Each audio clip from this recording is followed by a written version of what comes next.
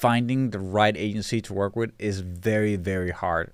And today on the E-commerce Uptick, we're going to talk about how you can go about finding the right agency, what questions to ask first, but also how can you make sure the relationship is smooth and you actually benefit from the work they're doing.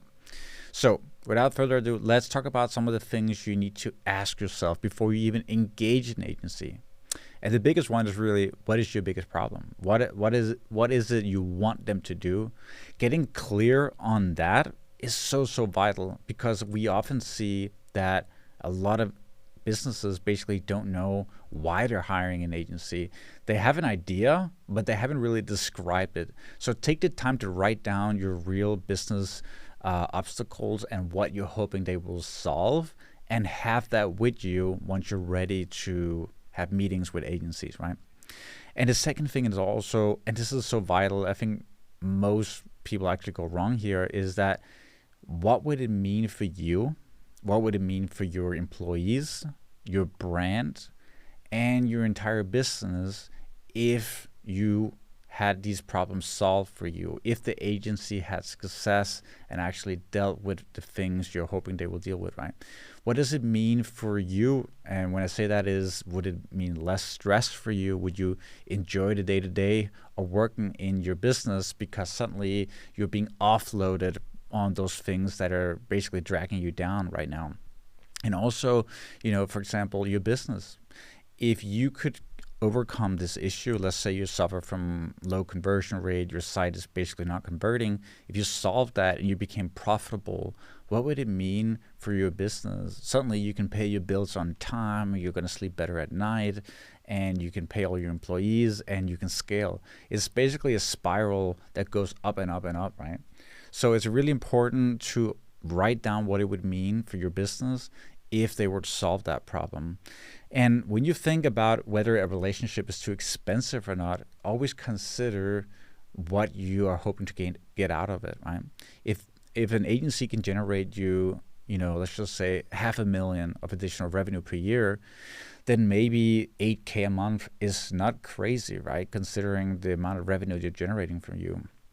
So when you say, I think it's too expensive, well, what are you holding that up against? Because yes, $8,000 a month is very expensive if you're considering that every penny you're spending is a penny too much, that you could basically do it all yourself. Yeah, sure. You're never going to find an agency that is cheap, right? But always consider what you're trying to get out of it and what it would mean for your business. But anyway, let's dive into the 7 questions that I like to ask before engaging an agency myself. And the first one is obviously references. References is the way for you to understand and dissect if they've done a good job in the past. And there's a little hack here, because you will often see agencies list a lot of logos on their website and references of or brands they've been working with, but they don't necessarily allow you to contact them to ask about their experience, right? So you could do that yourself. Just handpick 5 companies that are listed on their website, go on LinkedIn, find the CEO, and ask what their relationship is and how it went, if they were happy with the relationship, and so on. And the reason why you want to do it like this is because you want to make sure that the agency doesn't have any pact with that brand, that basically everything is totally objective, right? And sometimes agencies will give you references. You can contact these 3 guys, but those 3 guys are receiving commissions for saying great things or whatever it might be. So it's much better just to do it on your own, behind the scenes. I don't think that's shady at all. If they're listing the brands on their website, it means they had a relationship with them. So it's totally fair to contact them. Now, question number 2 is ask what an ideal customer is like for the agency. And this is really, really important, because they will then say, well, they need to be of this certain size. They need to have this amount of people. They need to have a product that's tried and tested already. And then if you can say, actually, we're below that revenue. Our product is totally new. We don't know if it's going to work. You will already see that you're not a good fit for this agency. And this is really important, because asking that question very early on forces the agency to be transparent with you on who they think is the right customer. Now, if you ask that question at the very end, after you've gotten the price and everything, then they might say anything you want to hear in order for you to close the deal, right? So ask it super early on before they feel like, they need to do whatever they can to close the deal.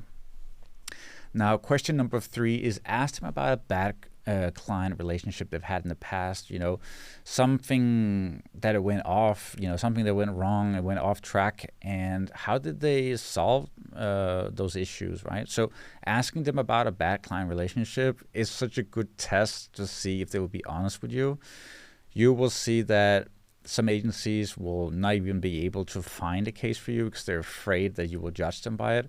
But the best agencies will be totally transparent that sometimes they have a case or two that it doesn't go well, and they will talk about how they were at fault themselves as well, and they didn't do the research well enough. They hadn't made sure the client was a good fit for them and so on. So a really good agency is transparent and will admit that they made mistakes here. And if they don't do that, I would be really cautious about moving forward with them. Question number 4 is ask them what communication will be like at the very start of the relationship, right? Go make sure you're completely aligned here. Communication is something where if you're not aligned, it goes sideways so fast. Basically, at Purple Fire, my own agency, we have a very, very strict culture about communicating everything we do. And basically, we go a step further and say if we are not communicating with our client about what we're doing, then the results are worth nothing. Because we could have gotten you an uplift, but if you don't know it's coming from us, then you're going to attribute that to something else in your business, right? So no communication means no perceived value from the client side. If you are someone that loves a lot of communication, be upfront. Say, I expect you to check in with me every day, every 2 days, every week. I want to call every 2 weeks or whatever. In Purple Fire, we do a call every 2 weeks, but some say that's too much or too little. But be honest here and say, you know what, in the contract, I want to be able to have exactly what I want the communication to be like. So be upfront about it. And the question number 5 is to ask the agency who is going to be working on your account. Because often you will find the CEO, you will find some high-level person taking the sales call, and then you don't know who you're being passed on to. So before you sign the deal, ask them who will be my day-to-day team, who will I communicate with, who will make all the executive decisions within your account. And if they're really, really on point, this agency, they will even introduce you to them. They will even have, maybe you can have a meeting with them before you sign a contract, or right after you sign the contract is the first thing you do in the onboarding call. But they will send, a profile link. They will send the LinkedIn. They will send details of these people if you request it. And if they don't, this is a really, really bad issue. Like, for example, let's say they say, we don't know yet. We're going to find out later who we will assign to your account once we understand your data better. This is such a bad answer, because even if that's the case, then do the analysis now and find out who you will assign to this account, right? Do that and ask this question, and then you will know exactly who you're dealing with. And you can also see, do you like the people you will talk to on the day-to-day? And that's really important, because if you don't like them, it's going to be a sour relationship really, really fast. So get that done. Question number 6 is have goals for your account, right? And you can say the goals that you would like to achieve, and sometimes they will be unrealistic. And a good agency will say immediately what they think is obtainable and realistic, and that should be defined, within the first few weeks of working together, and potentially even before signing a contract. Because if you can align the goals, you're going to have a great relationship because you both agreed to it. Even better, ask them to add in those goals to the agreement that you sign. And even if they can't say we can promise it or guarantee it, at least have them in there as the goals that were agreed upon from the get-go of the contract, right? And so if they completely fail and are not even close to it, you have a much stronger case in case you want to get out of the contract. And terminate the relationship, because you can refer to how we're so far off that it doesn't make sense at all to continue working together. So make sure you have the goals and communicate that. And a really great agency, by the way, will help you find realistic goals and add them in there.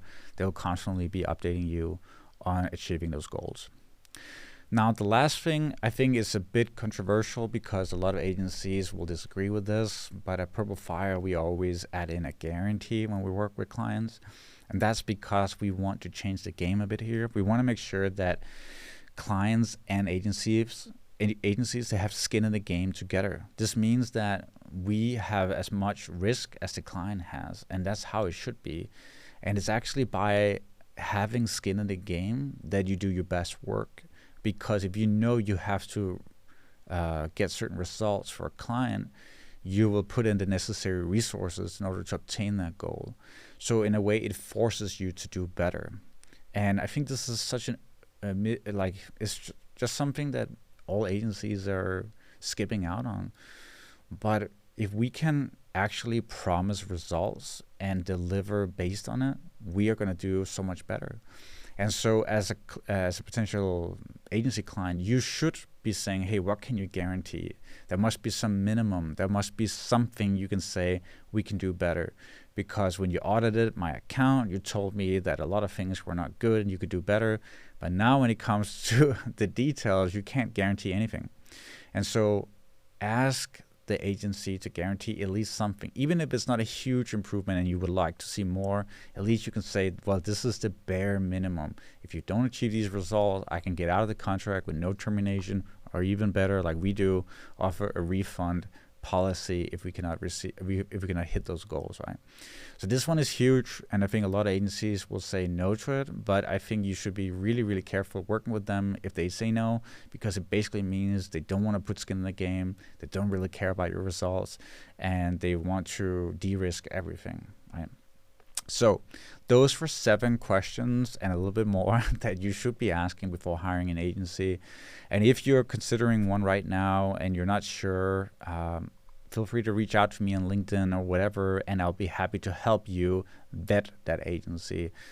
Even if it's a competitor of mine, I will be as objective as possible. But it's important that you make the right decision here, and it can be the difference between hundreds of thousands of dollars. So anyway, that was it for the e-commerce uptick. If you enjoyed this episode, please rate it on Apple Podcasts. That will help us so much. And until next time, bye.